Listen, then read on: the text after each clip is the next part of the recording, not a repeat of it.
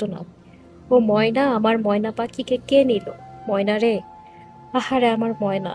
কাঁদতে থাকে সবাই, হাহাকার ছড়িয়ে পড়ে পাড়া মহল্লায়। এ কান্না শুধু এক বাবার নয়, এটি সব প্রবাসী বাবার কান্না, যারা সন্তানের পাশে থাকতে পারে না। সন্তান বড় হয়ে যায় ফোনের পর্দায় দেখা আর কথা বলে। আজ সে বাবা শুধুই কাঁদছে, বিচার চান, ফাঁসি চান। এলাকাবাসীরাও একটাই দাবি, এই নির্মম হত্যাকাণ্ডের সুষ্ঠু বিচার হোক।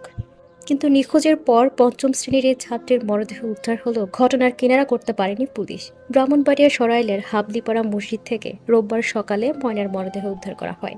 এর আগে শনিবার বেলা ৩টার দিকে বাড়ি থেকে বের হয়ে আর বাসায় ফিরেনি ময়না। অনেক খোঁজাখুঁজি পরে না পেয়ে মাইকিং করে সোশ্যাল মিডিয়ায় পোস্ট করে সরাইল থানায় জিডি করা হয়।